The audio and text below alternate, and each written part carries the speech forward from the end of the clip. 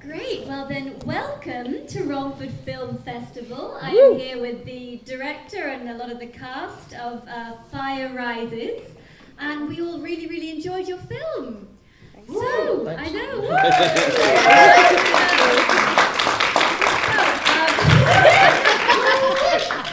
I'm going to go down the line and let you all introduce yourselves and just say what your involvement was in the film. So I'll start with you. Hello. Hello everyone. Obviously I'm Paul Knight. I wrote, directed and edited the little film that you graciously just sat through. I'm also Paul, but not Paul Knight. I'm Paul Marlon. I played the lead, Richard Fyre. Hi, I'm Charlene. She was on. Oh, hang on. Hello. There you go. Yeah. Hi, I'm Charlene Aldridge, and I played Maddie, Fyre's wife. I'm Alex, and I'm the costume designer. Hi, I'm Kate Griffiths. I'm head of makeup and special effects. Hi, I'm Joe James and I play Tank. Well, thank you all for coming. So, talk to me, I suppose, about this amazing film. How did the premise come to you? Where did the idea come from? What was the process like of trying to get the whole thing off the ground? Because I know it can be a challenge trying to get these things made. How did it all start? We was at Romford, this very cinema, screening our last film, 24 Little Hours. Last year? Last year? No, 3 years ago. At least 3 Yeah, years. 2021. Okay. And after we came out from that, someone come up to us and said, hey, let's make another movie. That was really good. So I was like, okay, we wrote this film, bit different to what you saw, but the idea came about, and then COVID hit, as every person alive knows. So our investor pulled out, shut down on everything. But that time, because it was shut down, everyone was stuck at home having to watch Netflix, Amazon, or your preferred streamer. And 24 Little Hours had just come out and made a lot more money than we was expecting, because everyone was stuck at home and needed fresh content. So we piled the money in and made this. Well, fantastic. Well, what a stroke of luck that worked in your favour. So wonderful stuff. So talk to me about all these lovely people you've got sitting here. How did this casting process start? Were you friends already? Was there extensive auditions? How did this come about? For those who haven't watched the interview yet, obviously I knew Charlene, I know Alex's work, I knew Kate, and through Kate I met Jay. As I said, it was during COVID. Maddie, Charlene was originally cast as the wife, and Aaron, who played Priest, our white-faced baddie, was 2 original picks. And then 6 days before principal photography, we lost 85% of our cast and crew due to COVID for one reason or another. And so Paul, who I'd never met, within 6 days, well, less than that because I had to find out who he was, stepped into the role as the lead. Oh my goodness. Now, what was that like for you? Well, for both of you. You stepped in with very little notice to the leading role, big role. Yeah. A lot of responsibility. Yeah, I mean, you know, it's always lovely when you get a call about a job, no matter what, as an actor, but you prefer a little bit more prep time, especially when, you know, you get the call on a Wednesday afternoon, you say, listen, I'm going to read the script first. And you read the script and you're like, okay, yeah. I'm in this quite a lot. Yeah. When are we starting? Okay, right, yeah. And I think it's 100 and something pages, you know, I don't know. And then you're like, I think there's 3 of them I'm not in. Some flashbacks or something. And I was like, when we start on Monday, it's Wednesday. You know, it's Wednesday, right? This Monday, okay. But you know what? I think it was a combination of. Well, there's a couple of things really. One is you're an actor, you're always thirsty for work. 2, it was going to be a challenge no matter what. You never, you know, in the indie world, as I'm sure, you know, lots of people who frequent this festival know, you know, you never got enough time. You know, you never get enough prep time in this level of kind of filmmaking. So at the end of the day, you just switch on everything you do normally. And you know, I love the script, and I thought, what a great challenge. I hadn't spoke to Paul, I don't think, originally. I think I spoke to Damien originally, the producer. Then I said, listen, let's have a chat, and we chatted, and then it was like, well. And also, like, you know, without sort of putting the other sort of spin on it, like, you know, we just come out of COVID, actors were like, help, we haven't done any work, you know. And so I think, you know, I've been quite lucky. I'd survived COVID and I'd done a few little bits and pieces after it. But yeah, I mean, what are you going to say? No, I mean, it was a great challenge. What I liked about the script was, yeah, it's a genre movie. Yeah, it's a thriller. Yeah, it's a revenge movie. But then there's loads of other stuff. Then there's like the family side. Then there's the arc of that character, you know, to kind of take a character that was, you know, in one place when you meet him and then ends up in a very different place towards the end. And that's based on somewhere he was before you meet him in the film. So, you know, what do you do as an actor? You know, if you say, for me personally, if you say no to those, then you'd have a very strange career, you know, because it's all about risk. It's all about taking the plunge. And at the end of the day, it's better than a real job. You know, so yeah, I said yes, yeah. 100%, yeah. Fantastic. Now you've mentioned challenges, and I'm always interested. I think for those of us that are kind of in the low budget indie film world, I think we face unique challenges brought about by the lack of funds and having to kind of make the most of the resources at hand. But having said that, I was really struck by the scale of this, given that it's low budget. I mean, it starts, you know, it's British, but then there's a whole American strand. You've got Eric Roberts in there. You know, how did you pull this off? How did you surmount all these challenges? Like I say, I'm fortunate enough, obviously not just the cast that came on, but the crew as well. They do a lot of mates rates for me, thankfully. Everyone in the industry knows you need the mates rates.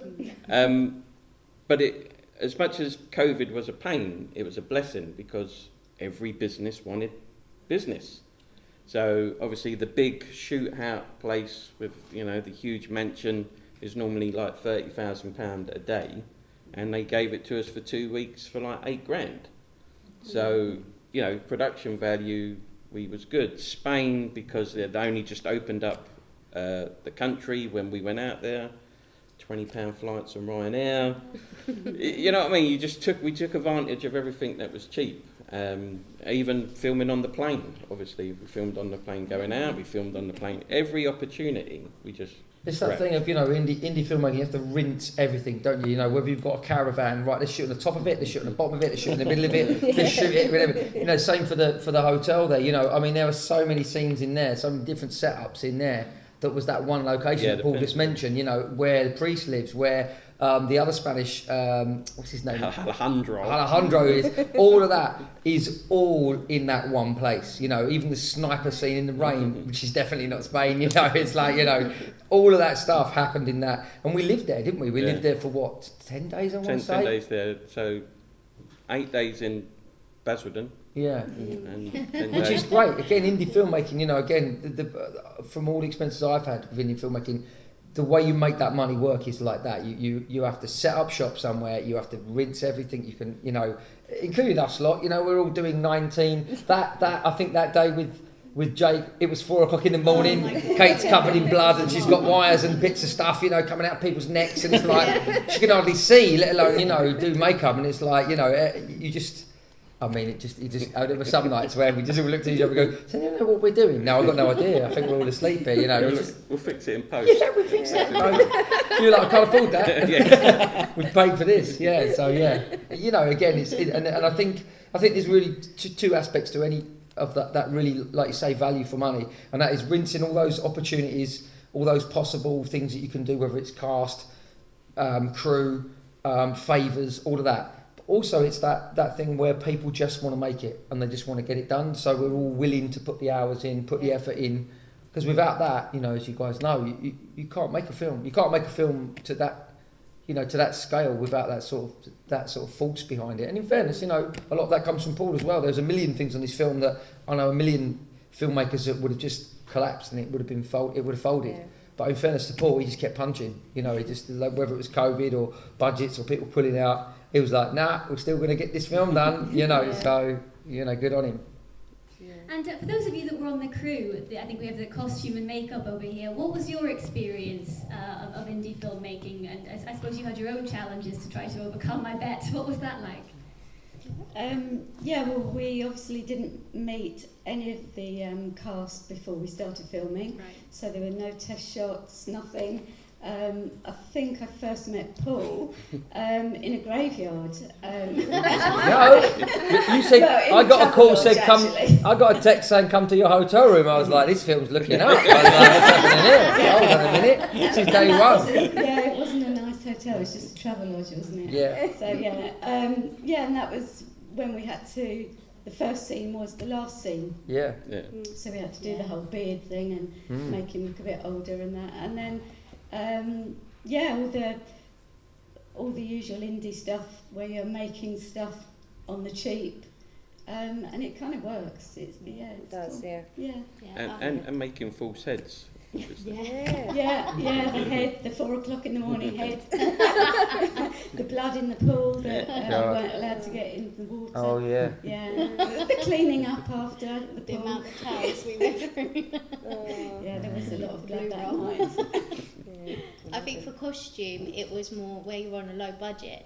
You can't have like 4 tops of the same top. There's such a wide costume that is needed regardless because of how many characters and how many outfit changes.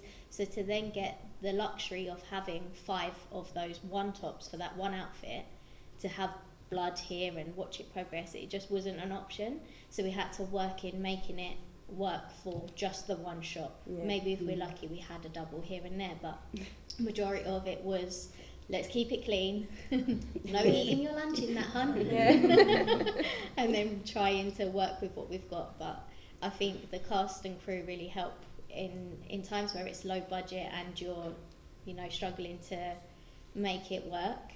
The cast and crew who you're working with are what make it so special to keep you going, all those long hours and all of the... I mean, in any film, whether it's low budget, high budget, you have disasters no matter what, but especially in the low budgets, because you have to make it work with what you've got. And so having such a beautiful cast and crew around you is what really brings you through those hard moments. Well, lovely. I can see you've all become a bit of a family. Would Would anyone in the audience like to speak to the panel? We have a roving mic with us if anyone wants to ask a question or say anything. Don't be shy. You don't have to, it's an opportunity if you want to. No? Oh, Ooh, you unusual. never know. No, it's fine. One, that's Yeah, great. Don't force the issue. I promise if you ask a question, you don't have to sit through the film again. No? Yeah. I just kind of wanted to know where the costumes came from. Like, was there any inspiration for each character? Or did you have like kind of a mood board in your head of what you wanted to create? So there's a whole process that goes through creating the characters. I can't actually see because you're behind a very bright light, but I'm just going to look in your direction. It was the light asking the question. So, yeah. There's a whole process down to what shade of white shirt that you would wear. So if he's someone that's a little bit unhinged or something like that, you wouldn't wear the bright white, who would be someone that would be very together and stuff like that. With Priest's outfits, I think still to this day is my most favourite character to dress. Because I think Angel was pretty good. And Angel, Yeah, she was great. Yeah. So I had Paul gave me such Carte blanche. want fancy words. Paul gave me like complete control in and trust in building these characters, and I think as a designer that is so beautiful to be able to experience the process, like from the very beginning to the very end, and myself and Kate together would work on these characters to bring them together. Like Priest wasn't just costume, a major part of him was also his makeup and his hair. So being able to come together with different departments, and not only just us but also the lighting, the settings, like the set design, or everything, we work all together to make sure that the colours pop. And as an audience, there's so many like unconscious things that they come through to create the feelings that you lot feel watching them. So it was a lot of fun, and I have Paul to thank a lot for that. It was similar with the wolf pack. Yeah. Each character, their costume, their little tattoos, which you may not be aware of, but they each had a running theme. Yeah. And then the costume for each character. Yeah, it was so It's much really fun. cool. And Yeah. I mean, even your costume, we was making like one of his vests, which has the lightning bolt on the front of it. I'm sitting on set with a bit of masking tape and shoe polish, trying to make this white vest not white anymore and put this bolt on. So it was really fun. We all kind of chipped in together to create these characters, which ultimately helped to create Paul's vision come to life. So.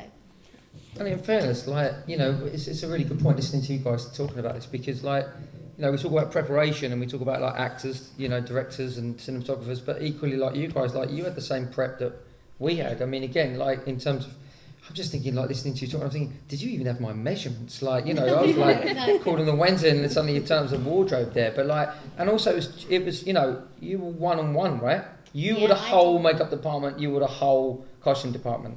And that's for a lot, you know, and again, some days there was a lot of people on set, and, you know, these guys are dressing everyone. I think in total the main cast was 47. Wow. Was it really? And then, and then obviously there's like the odd extra, but for what we had to break down was 47 people. That's big. So it's And you throw in like the type of movie as well, you know, it's not just like it's not just a, you know, without sort of belittling the amount of work that goes into different genres, but, you know, if it's a film about two people on holiday in a caravan, you know, then the makeup's going to be a lot less aggro, and the costumes, But again, like you talking there, like thinking about, like, is that blood stain supposed to be on that bit of the vest? I think they had to get washed sometimes and come back. It was like, it was insane. You know, these guys are working overtime, man. washing and drying while you lot were sleeping. Yeah. That's lovely, That's man. behind the operation. Yeah, 100%. So, in terms of your future plans, what are you hoping to do with this movie? Where is it going next? And also your sort of journey as a filmmaker. What are you hoping to do next? What's coming up? Well, we've been greenlit the sequel. Woo!